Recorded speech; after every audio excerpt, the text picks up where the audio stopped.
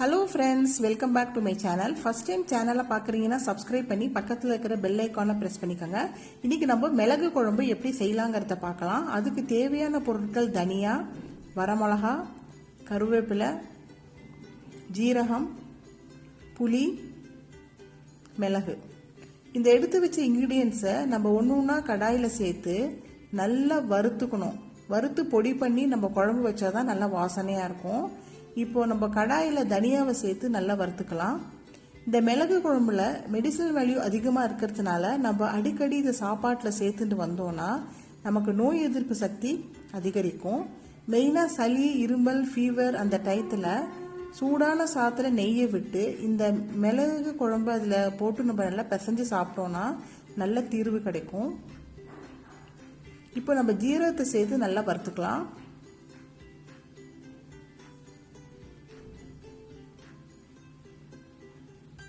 ஜீரகம் நல்லா பொரிஞ்சாச்சு. இப்போ நம்ம இதை ஒரு பிளேட்ல டிரான்ஸ்ஃபர் பண்ணிப்போம்.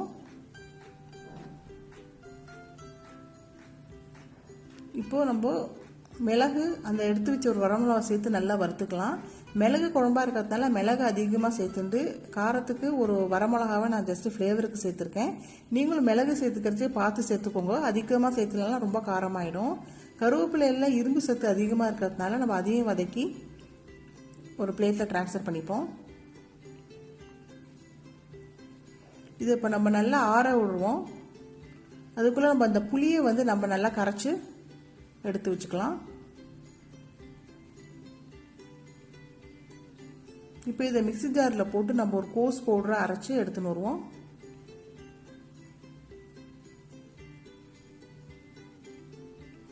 இப்போ கடாயில் நல்லெண்ணெய் விட்டு கடுகு போட்டுக்கிறேன். இந்த மிளகு குழம்பு நம்ம தோசை கூட சைட் டிஷ்ஷாக வச்சு சாப்பிடலாம், நல்லாயிருக்கும். கடுகு நல்லா வெடிச்சப்புறமா கருவேப்பிலை சேர்த்துப்போம். கரைச்சி வச்ச புளி தண்ணியை சேர்த்துக்கலாம்.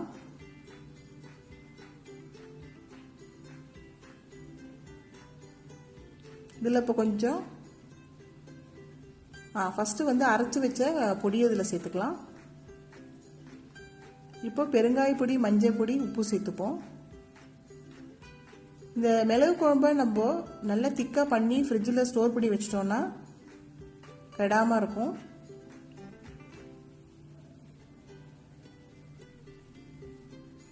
இப்போ இதை லிட் போட்டு க்ளோஸ் பண்ணிடலாம்.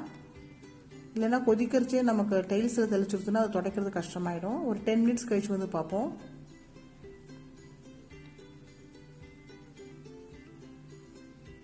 ஸோ 10 மினிட்ஸ் கழிச்சு பார்த்தோன்னா நல்லா வத்தி இருக்கு, நல்லா கமகமான வாசனையாக இருக்குது மிளகு குழம்பு.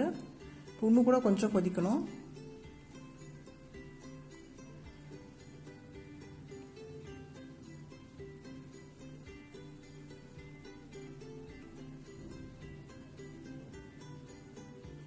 ஸோ இது பர்ஃபெக்ட் கன்சிஸ்டன்சியில் இருக்குது. இப்போ நம்ம அடுப்பை ஆஃப் பண்ணி ஒரு பாத்திரத்தில் ட்ரான்ஸ்ஃபர் பண்ணிப்போம். மிளகு குழம்பு ரெடி ஆயிடுச்சு.